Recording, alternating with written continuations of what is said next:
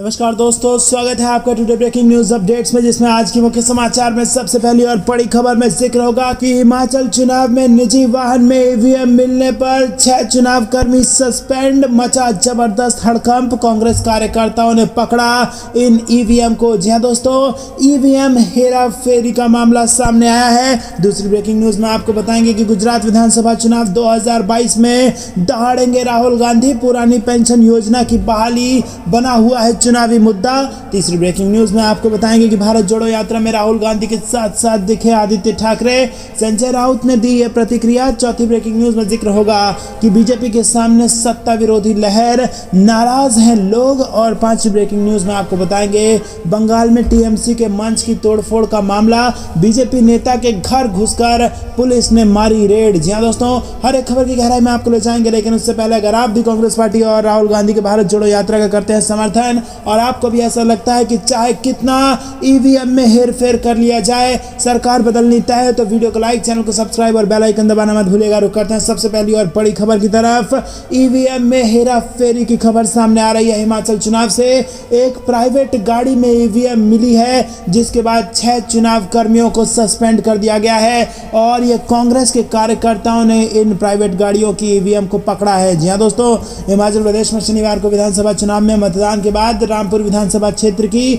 दत्तनगर पंचायत में देर शाम एक प्राइवेट गाड़ी में ईवीएम मिलने के मामले में चुनाव आयोग ने कार्रवाई की है। कांग्रेस कार्यकर्ताओं द्वारा यह मुद्दा उठाए जाने के बाद आयोग ने लापरवाही बरतने के आरोप में 6 चुनाव कर्मियों को निलंबित कर दिया है और इनमें 4 पोलिंग मतदान कर्मियों समेत 2 सुरक्षा कर्मी शामिल हैं। चुनाव आयोग ने मतदान कर्मियों द्वारा निजी वाहन से ईवीएम स्ट्रांग रूम तक लाने पर आपत्ति जताते हुए जांच के निर्देश दिए थे और अब निलंबन की कार्रवाई की गई है। आयोग द्वारा कब्जे में ली गई ईवीएम की जांच भी की जाएगी। तो दोस्तों, ईवीएम में हेराफेरी का आरोप यहां पर लग रहा है। प्राइवेट गाड़ी में ईवीएम इधर से उधर ले जाई जा रही थी और कांग्रेस के कार्यकर्ताओं ने उसको पकड़ा है। आपको क्या कुछ लगता है कमेंट में जरूर बताइए। रुक करते हैं अगली ब्रेकिंग न्यूज की तरफ, जो कि गुजरात इलेक्शन से आ रही है। पुरानी पेंशन योजना की बहाली बना चुनावी मुद्दा। जी हां दोस्तों, गुजरात में पुरानी पेंशन योजना की बहाली की मांग एक प्रमुख चुनावी मुद्दा बनकर उभर रही है। कांग्रेस और आम आदमी पार्टी दोनों ने अगले महीने होने वाले विधानसभा चुनाव के बाद राज्य में सत्ता में आने पर इसे लागू करने का वादा किया है।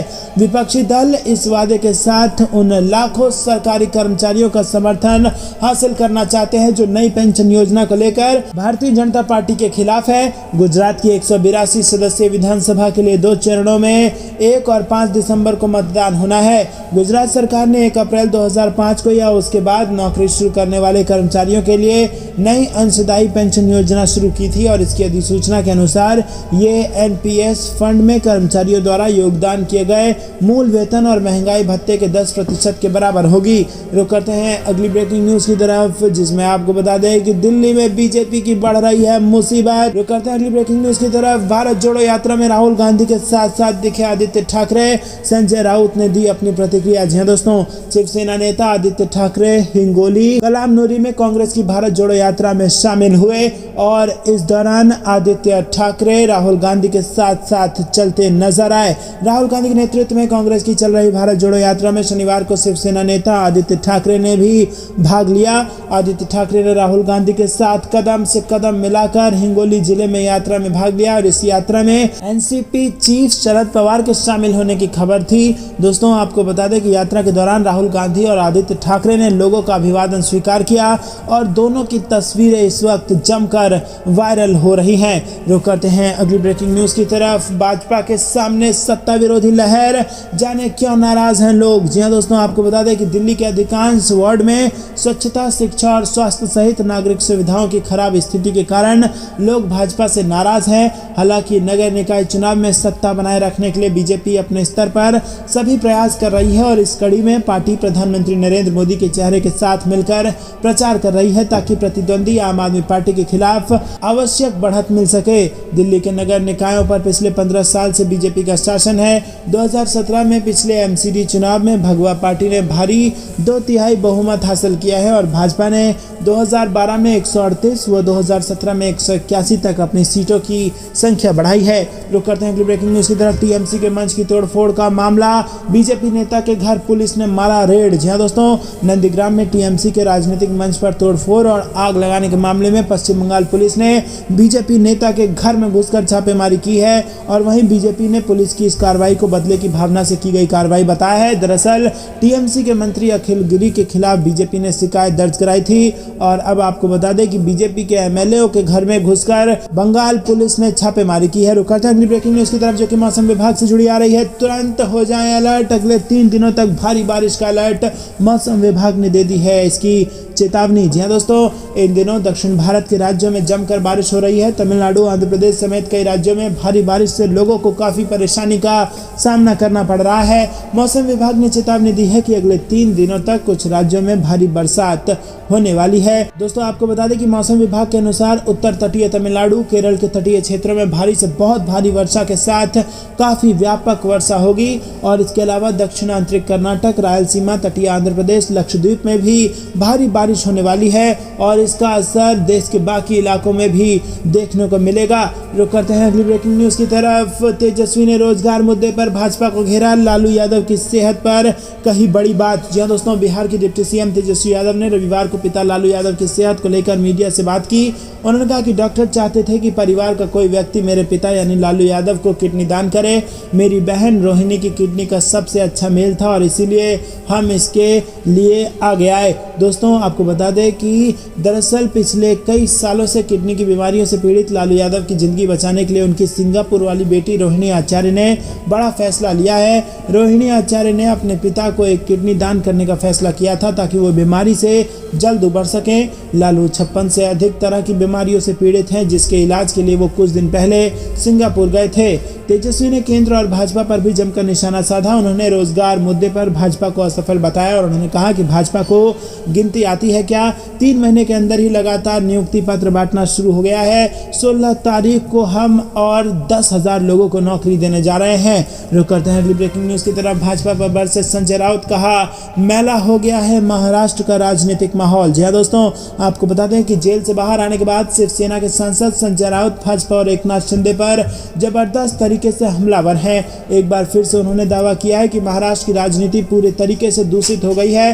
अपने बयान में संजय राउत ने कहा कि महाराष्ट्र राजनीतिक माहौल मैला हो गया है और जहां कई लोग एक दूसरे को हमेशा के लिए समाप्त करने पर निकल गए हैं। दरअसल जेल से बाहर आने के बाद संजय राउत ने पार्टी के मुखपत्र सामना में अपने स्तंभ रोक टोक को फिर से लिखना शुरू कर दिया है। रुक करते हैं ब्रेकिंग न्यूज की तरफ। उदयपुर अहमदाबाद रेलवे ट्रैक पर विस्फोट की आवाज से मचा दहशत। पीएम मोदी ने 13 दिन पहले किया था इसका उद्घाटन। जी हां दोस्तों, आपको बता दें कि उदयपुर अहमदाबाद रेल लाइन पर रात में विस्फोट की आवाज से हड़कंप मच गया है। जानकारी के मुताबिक विस्फोट की आवाज ओड़ा पुल से आई थी और इसके बाद ग्रामीणों ने मौके पर पहुंचकर देखा तो नया ट्रैक क्षतिग्रस्त मिला। लोगों ने इसकी सूचना तुरंत रेलवे को दी है। लोगों की सजगता की वजह से बड़ा हादसा टल गया है। रुक करते हैं ब्रेकिंग न्यूज की तरफ। संसद में जनता की आवाज उठाने पर बंद किया मेरा माइक, इसीलिए हमने भारत जोड़ो यात्रा की शुरुआत और सड़क से लोगों से साधा संवाद। जी हां दोस्तों, राहुल गांधी ने बीजेपी सरकार पर जबरदस्त हमला बोला है। कांग्रेस सांसद राहुल गांधी भारत जोड़ो यात्रा को लेकर शनिवार को महाराष्ट्र के हिंगोली जिले में पहुंचे और यहां उन्होंने कलाम नूरी में जनसभा के दौरान बीजेपी पर आम जनता की आवाज को दबाने का आरोप लगाया। उन्होंने कहा कि कुछ दिन पहले मैंने माइक ऑफ करके भाषण के दौरान मजाक किया। उन्होंने बताया कि जब हम लोकसभा में, राज्यसभा में जनता की आवाज उठाने की शिकायत करते हैं, फिर चाहे वो 3 काले कृषि कानून हो, नोटबंदी या जीएसटी के खिलाफ हो, किसानों के लिए हो, लोकसभा में हमारा माइक ऑफ कर दिया जाता है। और इसके बाद मैंने म्यूजिक सिस्टम वालों से पूछा, भैया ये माइक ऑफ कैसे होता है, मैं देखना चाहता हूँ। इसके बाद माइक बंद ना होने पर कहा कि देखो कांग्रेस पार्टी के ये माइक माइक ऑफ ही नहीं होता। इसके बाद उन्होंने बंद माइक में बोलना शुरू किया और कहा कि लोकसभा में माइक ऑफ हो जाता है और भाषण जारी रहता है, भाषण किसी को समझ नहीं आता, ना ही सुनाई देता है। तो दोस्तों बड़े जबरदस्त तरीके से यहाँ पर तंज मारा है राहुल गांधी ने और कहा है कि क्योंकि मुझे सदन में नहीं बोलने दिया गया, षड्यंत्र करके यहाँ पर माइक को बंद कर दिया जाता है, हम जो बताना चाहते हैं वो जनता तक नहीं पहुँच सकता और इसीलिए अब हम सड़क पर उतरे हैं, भारत जोड़ो यात्रा निकाली है और जनता के घर जाकर जनता से संवाद कर रहे हैं। रुक करते हैं ब्रेकिंग न्यूज की तरफ। तेलंगाना पुलिस का 4 राज्यों में छापा, धर्मगुरु समेत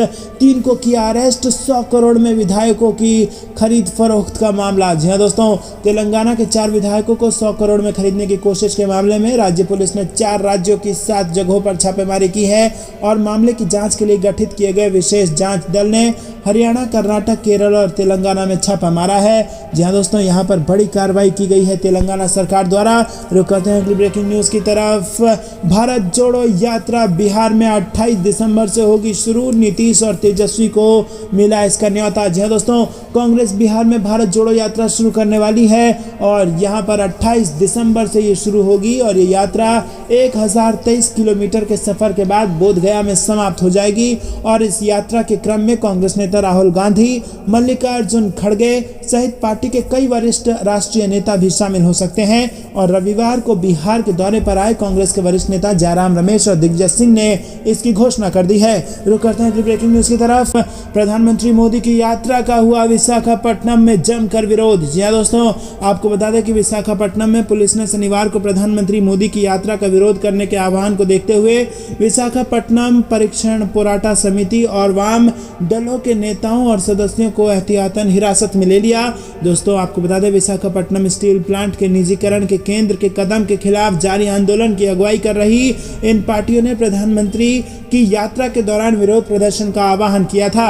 रुक करते हैं अगली ब्रेकिंग न्यूज की तरफ। कांग्रेस विधायक शकील अहमद का दावा, गुजरात में भाजपा के 27 साल से लोग बेहाल। जी हाँ दोस्तों, गुजरात विधानसभा चुनाव के लिए कांग्रेस ने अपना घोषणा पत्र जन घोषणा पत्र 2022 जारी कर दिया है। अहमदाबाद में शनिवार को कांग्रेस प्रदेश पार्टी कार्यालय में मौजूद राष्ट्रीय सचिव सह कदवा से विधायक डॉक्टर शकील अहमद खान ने दावा करते हुए कहा कि गुजरात में भाजपा के खिलाफ एक अंदरूनी माहौल है, लोग वहां 27 साल बेहाल की बातें कर रहे हैं और वहां 27 सालों में भ्रष्टाचार का बोलबाला रहा है। इसी के साथ आपको बता दें कि भाजपा का कई मंत्री बदलने पड़े और इसके बावजूद लोगों को राहत नहीं मिल सकी है।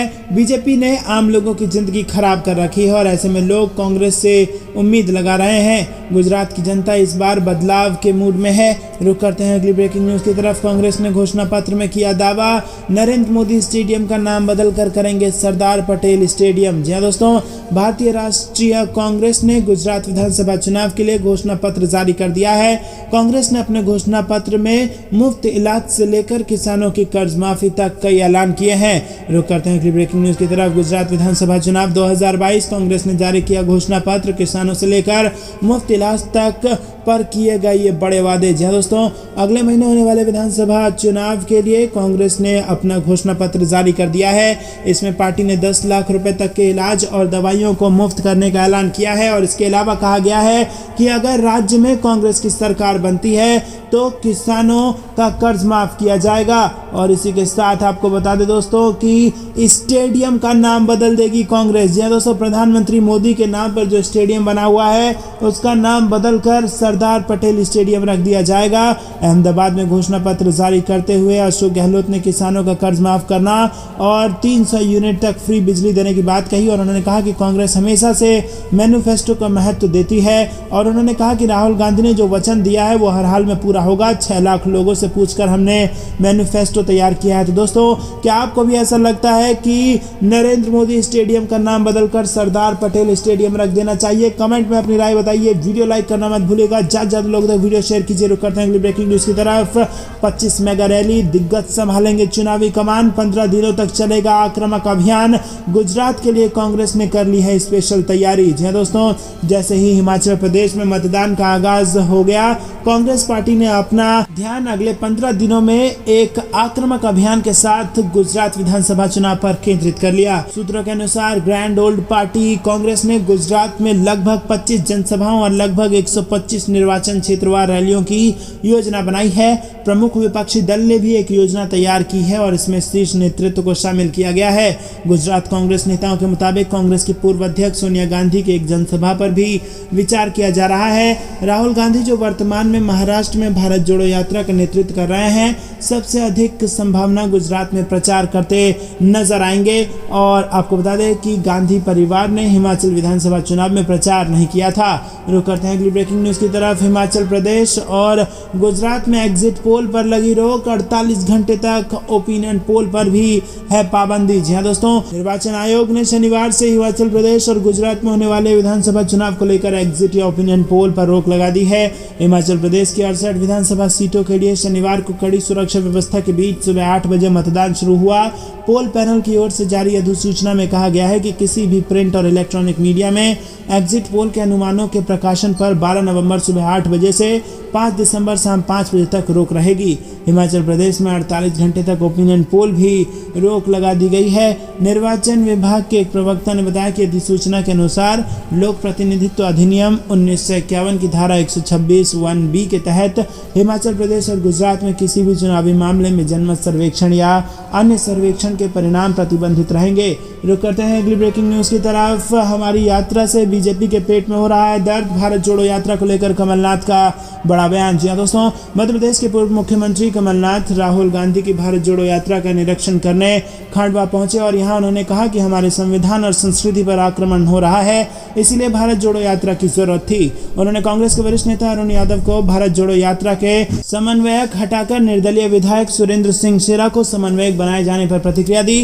रुक करते हैं अगली ब्रेकिंग न्यूज की तरफ। आदर्श आचार संहिता उल्लंघन मामले में हाईकोर्ट ने सीएम सोरेन के खिलाफ आपराधिक कार्रवाई को झारखंड में कर दिया रद्द। जी हाँ दोस्तों, मनी लॉन्ड्रिंग मामले में घिरे मुख्यमंत्री हेमंत सोरेन को सुप्रीम कोर्ट के बाद अब झारखंड हाईकोर्ट से बड़ी राहत मिली है। झारखंड उच्च न्यायालय ने राज्य में 2019 विधानसभा चुनाव के दौरान आदर्श आचार संहिता के उल्लंघन के मामले में मुख्यमंत्री हेमंत सोरेन के खिलाफ आपराधिक कार्रवाई शुक्रवार को रद्द कर दी। आपको बता दें कि इस मामले में एमपी एमएलए कोर्ट ने मुख्यमंत्री हेमंत सोरेन को सशरीर हाजिर होने का आदेश दिया था। वहीं मामले में सीएम ने हाईकोर्ट में क्वैशिंग याचिका दायर की थी। सोरेन ने 3 साल पहले अरगोड़ा थाने में दर्ज मामले को चुनौती दी थी। रुक करते हैं अगली ब्रेकिंग न्यूज की तरफ। भाजपा सरकार अपना छद्म शासन जारी रखने के लिए जम्मू कश्मीर में विधानसभा चुनाव में कर रही है देरी, आम आदमी पार्टी ने लगाए आरोप। जी हाँ दोस्तों, आपको बता दें कि शनिवार को आम आदमी पार्टी ने आरोप लगाया कि भाजपा सरकार लोगों को उनके लोकतांत्रिक अधिकारों से वंचित करने के लिए किसी न किसी बहाने जम्मू कश्मीर में विधानसभा चुनाव में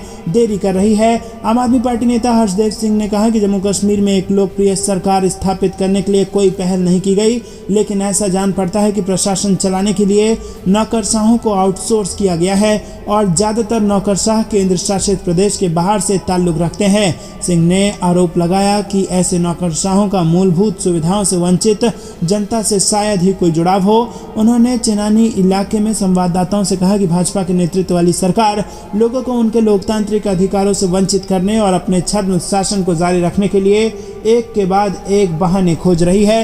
रुक करते हैं अगली ब्रेकिंग न्यूज की तरफ। 2023 के लिए कमलनाथ की बड़ी रणनीति। मध्य प्रदेश चुनाव में बाउंड्री पर हारी सीटों पर कांग्रेस का रहेगा फोकस। जी हां दोस्तों, मध्य प्रदेश में 2023 में इलेक्शन होना है और कांग्रेस पार्टी तैयारियों में जुट गई है। सत्ता में वापसी के लिए ताकत लगा रही कांग्रेस मिशन 2023 के लिए कोई मौका नहीं छोड़ना चाहती। राहुल गांधी की भारत जोड़ो यात्रा के बाद कमलनाथ अपनी पूरी टीम को एक्टिव कर देंगे और जहां एक साथ कई मोर्चों पर काम किया जा रहा है। कमलनाथ ने वरिष्ठ नेताओं के साथ चर्चा कर प्रदेश की ऐसी विधानसभा सीटों को चिन्हित किया है जहां 2018 के विधानसभा चुनाव में कांग्रेस को 3000 से भी कम वोटों से हार का सामना करना पड़ा था और इन सभी सीटों पर इस बार खास प्लान तैयार किया जाएगा। दरअसल कांग्रेस ने 2023 विधानसभा चुनाव के लिए रणनीति लगभग तैयार कर ली है और कांग्रेस ने प्रदेश की 230 विधानसभा सीटों को 3 कैटेगरी में बांट दिया है, जहां कांग्रेस सबसे पहले कम मार्जिन से हारने वाली सीटों पर पूरा फोकस करेगी। रुक करते हैं ब्रेकिंग न्यूज की तरफ। महबूबा ने हिमाचल चुनाव पर उठाया सवाल, कहा आयोग पहले की तरह स्वतंत्र नहीं रही। जी हाँ दोस्तों, जम्मू कश्मीर की पूर्व मुख्यमंत्री महबूबा मुफ्ती ने कहा कि केंद्रीय चुनाव आयोग पहले की तरह स्वतंत्र नहीं रही। चुनाव आयोग भाजपा की शाखा बन गई है और हिमाचल प्रदेश में भाजपा ने जीतने के लिए धर्म का इस्तेमाल कर प्रचार किया था और इस पर आयोग ने चुप्पी साध ली थी। रुक करते हैं अगली ब्रेकिंग न्यूज की तरफ। हिंदुत्व को लेकर यहां पर कन्हैया कुमार का बयान वायरल, कहा हिंदुत्व कोई फेयर एंड लवली की क्रीम नहीं है। जी हां दोस्तों, कांग्रेस नेता कन्हैया कुमार का हिंदुत्व को लेकर दिया गया बयान जबरदस्त तरीके से वायरल हो रहा है। उन्होंने कहा कि हिंदुत्व कोई फेयर एंड लवली क्रीम नहीं है कि सर्दी आएगी तो होठ पर अलग लगाएंगे और पैर में अलग लगाएंगे। कन्हैया कुमार ने कहा कि हिंदुत्व एक विचारधारा है, ये राजनीतिक विचारधारा है। शुक्रवार को महाराष्ट्र के नांदेड़ में भारत जोड़ो यात्रा के दौरान कन्हैया कुमार ने यह बयान दिया। आपको बता दें कि राहुल गांधी के नेतृत्व वाली भारत जोड़ो यात्रा में कन्हैया कई दिनों से उनके साथ चल रहे हैं। कन्हैया कुमार ने कहा कि व्हाट्सएप के जरिए आज जो हिंदुत्व समझाया जा रहा है और जिस तरह से इसे सॉफ्ट व हार्ड के तौर पर पेश किया जा रहा है, ये अलग ही है। जहर तो जहर ही होता है, चाहे वो सांप का हो या उसके बच्चे का हो। कोई भी विचारधारा जो धर्म के नाम पर एक दूसरे को लड़ाती हो वो धार्मिक नहीं कही जा सकती। धर्म का एकमात्र उद्देश्य मानव मात्र की मुक्ति है। रुक करते हैं अगली ब्रेकिंग न्यूज की तरफ। यूपी में भाजपा की सरकार घोटालों की सरकार बन गई है, अखिलेश यादव ने लगाए ये आरोप। जी दोस्तों, समाजवादी पार्टी के राष्ट्रीय अध्यक्ष और उत्तर प्रदेश के पूर्व मुख्यमंत्री अखिलेश यादव ने शुक्रवार को आरोप लगाया कि भारतीय जनता पार्टी की सरकार घोटालों की सरकार बन गई है और उसके झूठ के कारोबार से पर्दा उठने लगा है। सरकारी और निजी कॉलेजों में आयुष पाठ्यक्रम की सीटों पर दाखिले में कथित अनियमितताओं को लेकर प्रदेश की भाजपा सरकार पर निशाना साधते हुए यादव ने दावा किया कि आयुष घोटाला तो महज एक गिनती है, पर्दा उठने पर ना जाने कितने घोटाले सामने आएंगे। रुक करते हैं ब्रेकिंग न्यूज की तरफ। वोटिंग से पहले चुनाव आयोग के खुलासे से मचा हड़कंप और इस बार जब्त हुई है रिकॉर्ड रकम। जी हां दोस्तों, आपको बता दें कि हिमाचल प्रदेश विधानसभा चुनाव और गुजरात विधानसभा चुनाव को लेकर तैयारियां जोर शोर से चल रही है। राजनीतिक दलों के साथ साथ चुनाव आयोग ने भी अपनी सक्रियता बढ़ा दी है। आयोग ने शुक्रवार 11 नवंबर को जानकारी दी है कि विधानसभा चुनावों को देखते हुए उसने नकदी रकम, शराब और विभिन्न उपहारों की रिकॉर्ड जब्ती की है। बता दें कि हिमाचल प्रदेश में चुनाव प्रचार अभियान गुरुवार 10 नवंबर की शाम 5 बजे से खत्म हो चुका है और शनिवार 12 नवंबर को मतदान जारी है। और दूसरी ओर गुजरात में 2 चरणों में वोटिंग होगी और 1 तथा 5 दिसंबर को वहां वोटिंग होनी है। रुक करते हैं अगली ब्रेकिंग न्यूज की तरफ। टिकट न मिलने से नाराज बीजेपी विधायक केसरी सिंह सोलंकी ने छोड़ दी पार्टी और आम आदमी पार्टी में शामिल हो गए। जी दोस्तों, आपको बता दें कि गुजरात विधानसभा चुनाव में भाजपा की हालत हिमाचल प्रदेश जैसी ही नजर आ रही है और जिस प्रकार से हिमाचल प्रदेश में बागी नेताओं ने भाजपा की नींद उड़ा रखी है, वही अब गुजरात में भी दोहराने जा रही है बागी नेता। गुजरात विधानसभा को लेकर टिकट नहीं मिलने से नाराज नेताओं के पार्टी बदलने का दौर शुरू हो गया है और इसी कड़ी में गुजरात के खेड़ा जिले में मात्र विधानसभा क्षेत्र के मौजूदा विधायक केसरी सिंह सोलंकी को बीजेपी ने टिकट नहीं दिया तो उन्होंने गुरुवार को आम आदमी पार्टी का दामन थाम लिया। गुजरात में आम आदमी पार्टी के प्रदेश अध्यक्ष गोपाल इटालिया ने ओबीसी नेता केसरी सिंह सोलंकी का पार्टी में स्वागत किया और एक ट्विटर पोस्ट में इसकी घोषणा की और आम आदमी पार्टी ने किसी और को मैदान में उतार रखा है। रुक करते हैं अगली ब्रेकिंग न्यूज की तरफ। मतदान से करीब 1 महीने पहले साथ आए कांग्रेस और एनसीपी, बीजेपी के गढ़ में सेंध लगाएंगे शरद पवार। गुजरात इलेक्शन से बड़ी खबर। जी हां दोस्तों, गुजरात में अगले महीने विधानसभा की 182 सीटों के लिए मतदान होना है और इसी बीच कांग्रेस और राष्ट्रवादी कांग्रेस पार्टी ने चुनाव पूर्व गठबंधन किया है और ऐसे में शरद पवार के नेतृत्व वाली पार्टी राज्य की 3 सीटों पर चुनाव लड़ेगी और इसकी जानकारी दोनों पार्टियों के नेताओं ने शुक्रवार को दी है। 2017 के विधानसभा चुनाव में दोनों पार्टियों ने गुजरात में अलग अलग चुनाव लड़ा था और एनसीपी के कंथल जडेजा पार्टी के टिकट पर चुनाव जीतने वाले एकमात्र विधायक बने थे।